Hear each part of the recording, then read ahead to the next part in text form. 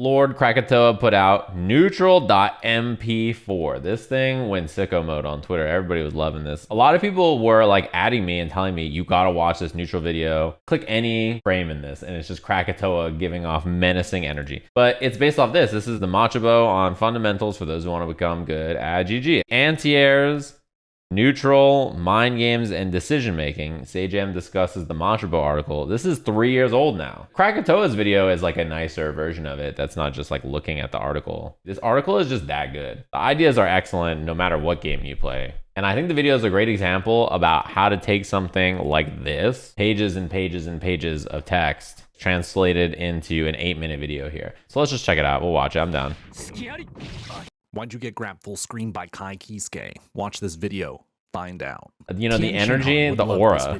What you need is simple. Shin Kikoho. That's correct. Former Exerd champion and monster Machabo wrote this document, translated by Shinjin Baiken. You can go to Dustloop and read it yourself, but I'm gonna summarize it for you. Wait, it's on Dustloop? That's great too. Dustloop's sick. In neutral, at any given moment, you are in one of 3 states of play, and they each contest each other, much like a game of rock, paper, scissors. This is the neutral triangle. No matter what level of play, you will always think about like, ooh, they're being really preemptive, or ooh, they're playing and waiting really passively, or ooh, they're pulling up on me, trying to do something to me, okay. All maneuvers, from simply using special moves to whole combinations of movements and buttons, can fit into the context of the triangle. Passive play, reacting and waiting for opportunity. Passive play has a naturally low amount of risk associated with it. You are waiting for what they're gonna do. They air dash at you, you anti-air with 6 speed. They run up and swing at you, you whip punish the button that they do. Most players start with this as like a baseline to see what you're bringing to the table, and then they adjust and go one of the other directions depending on what you do.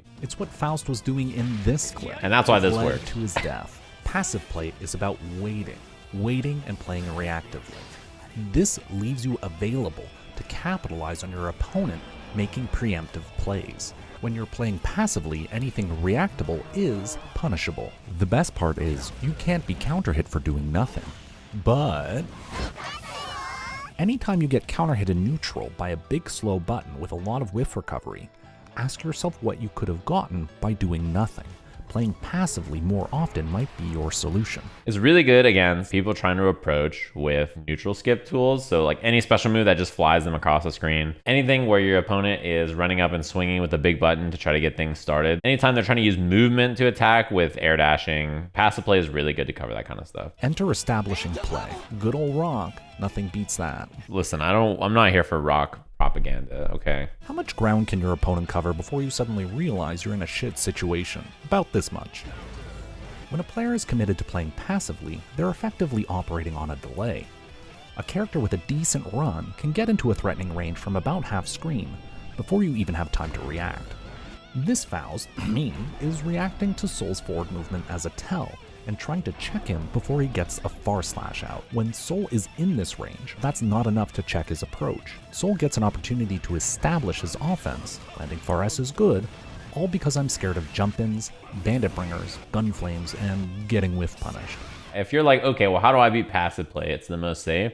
The answer is like, instead of running up and swinging with like some godforsaken starter, huge button that's like very committal, use your movement to get close enough that when you want to attack, you can run and cover distance that's tough for someone to really like check on reaction, and then open with something that's not extremely committal. Almost every character has something like this that you should hit, and if you don't, your character's probably not meant to poke other characters very well. When you've been playing passively and you believe your opponent is trying to establish themselves with a move like far S, have a plan B on deck. This will involve instantaneous options even faster than 2P. As Faust, crawl takes no time at all. Backdash is instantaneous. 6P reaches upper body invuln in a couple of frames, or maybe just keep blocking. You never know when that approach might be a feint, and blocking far S is pretty good if you have D.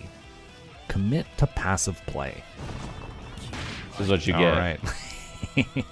In this example, Faust is playing passively, convinced his opponent might make big reads in neutral, and still convinced that Soul might try something mid-approach, and sadly, gets thrown. He played a rock every single time. This little mini game that develops is your reward for choosing establishing play when your opponent is passive. Guilty Gear Neutral can be two players playing very passively. You'll get real impressed when two players stare at each other playing nothing but rock. Yeah, they do. People love this. But they can and do approach. Some characters are insanely good at it. So how do we take advantage of establishing play? Paper. Enter scissors. Preemptive play. If you look at the options used to establish oneself in neutral against a passive opponent, you'll find that those options are too limited in their own way. Barring certain matchups, they still need to touch you. They still need to swing with a very specific timing, or they're just whiffing a button in front of your face. You want to stick out something big and active on a read. This could be something like Faust's dive kick or his 5H. Or you can look to crush their option by going over or under, but these preemptive plays are pretty much pure reads. Generally, the normals with the most active frames, or the most invuln, carry the most risk on whiff. It's just how the game is designed. One Faust privilege that comes from his normals being so friggin' long is that he can snipe a forward run before they have a chance to dash block. And at super max range, he's not that easy to whiff punish either. For a lot of characters, particularly characters that have long reaching normals, just doing passive play, mostly nothing, waiting for your opponent to do stuff and reacting, and then switching to big old, let me throw out my big, strong, hard to deal with buttons and see what you're gonna do to beat them trying to like approach on you play. That is very good for characters like this. I would say 90% of the time in neutral, Faust can like play those two styles. He doesn't really need to be the one establishing. His archetype doesn't really need to do that. And some matchups, sure, he has to do it because his normal game plan doesn't work. It's a decent way to challenge approach before this happens. So we have our triangle: passive play, establishing play, preemptive play. What if we tie? Rock versus rock. It's literally this until it isn't. Paper versus paper. The character that can swing faster first here wins. It's Ramlethal. Yep. Read versus read. When you clash with preemptive options, the victor is the one with the better hitbox. You'll find in a lot of matchups, some moves naturally do well against others because of how the invuln lines up, how the hitboxes are drawn, or maybe just how disjointed the move is. 6Ps go under all sorts of buttons pressed at range, as do moves like Stun Dipper, Night Raid Vortex, or even May 3K. Jump-ins and air dashes do well against long, dominant, preemptive normals and specials. If you see or suspect that your opponent is doing a lot of options that die outright to 6P, be mindful of the triangle, but introduce a lot more 6P into your play until they adjust. Newer players often struggle to adjust. Stronger players adjust immediately, or they might actually adjust before you even throw that 6P. A Soul player might be doing some of these, and some of these, just to set up one of those. After all, you were doing a lot of far S. Night Raid beats both, and your opponent is playing the exact same game you are. Crack, isn't this a lot? It is, and I didn't even get into risk-reward or how character matchups play into stuff. There's going to be a lot of variables in neutral that you're going to struggle to grapple with while you try to refine your gameplay. Having some kind of structure to break down a situation and look at how reactions and adjustment play into decision making is a muscle you want to start exercising as soon as possible. You're not going to get it all right away if you're like, okay, he did a move and I don't even know if that shit was isosceles or what. I don't even know what's going on. It gives you a point of focus. It gives you a place to come back to. What was my opponent doing? They were standing there hitting buttons. Okay, if they're standing there hitting buttons, which part of the triangle is that? They're being preemptive. Okay, how do I beat people who are being preemptive? Got it. You can even think about it like, what are your character's options that fit each of the triangle? I have like my far slash, it's really far, it's good for being preemptive. I've got my 5K, it's like a long reaching poke. I got my 6P, it's good. These are all good preemptive things. My passive option is walk back anti-air 6P. My passive option to whiff punish is walk back 2H or something, right? Like, okay, these are my whiff punish, like waiting options. Then you think like, what are my aggressive options, like dash up far slash, dash up 5P? These are my options if I want to establish and run up and be that dude. Let me make things clear. This video is no replacement for finding and fighting strong opponents. Now go, play some Guilty Gear, and have a good new year. Let's take a character in Strive and just think about it through their lens, right? Let's think about Baiken. When Baiken's being passive, she anti-airs with 6P if her opponent's like air dashing at her, or if they're running in and swinging with the button, she whip punishes with like her 2H or far slash. What does she do preemptively to put stuff on the screen to deal with her opponent attacking her? Very easy. She swings a 2H or far slash counter hit.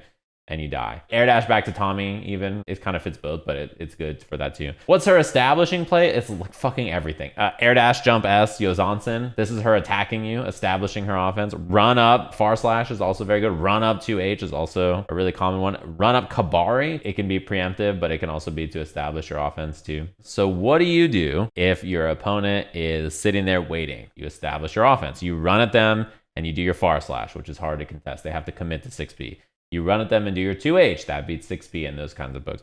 You run at them and do 5P or 5K, Yozansen or whatever, right? You run at them and do air dash late and then they're not ready. So then your opponent, instead of passively waiting, they start trying to swing at Biken to catch it. They run up and they 6P early. They run up and they far slash to beat you. They run up and they... So when they start doing that, you're like, okay, I can't establish anymore. I have to now go up here and passively wait. And what can she do to passively wait? She can walk back, let you whiff, 2H whiff punish. You can walk back, Kabari your buttons that you're swinging at them. You can walk back and just let them whiff and then air dash and then take advantage of the recovery. Whereas jumping up or up back depends on what you're jumping for. If you're jumping to then air dash in, establishing play, right?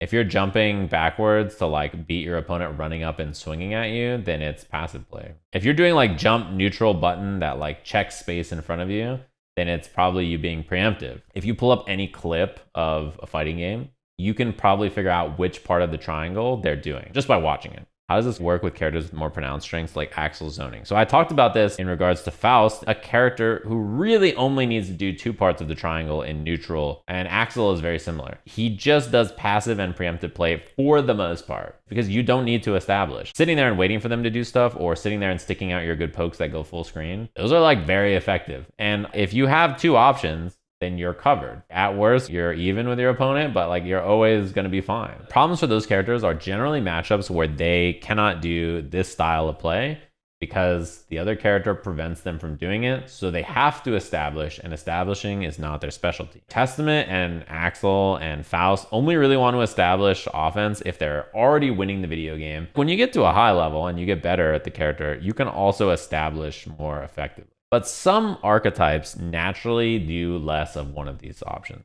Ino doesn't really do passive much. It's just not her archetype really. And if the video to you, you're like kind of sort of figuring it out, but you're not 100% there, you can always do one of 2 things. You can either read the article or watch my video on it, or you can just watch a match and think like, who's doing what here? And like you yourself, when you fight someone, you want to think, what's my opponent doing? If they're trying to do one of these things, the answer is right here on the screen. Listen. Thank God TFT players don't have to study new languages to win games. You guys are freaks. That's not true at all. I watch my friend play TFT. I have no idea what the fuck he's talking about. He's like, I'm donkey rolling like this. I'm leveling on 6. It's a fast 8 into a top 4 into a back 9 on the green. I'm like, I don't know what the fuck this guy is talking about. I played some TFT and I'm like, dude, this guy is just making shit up.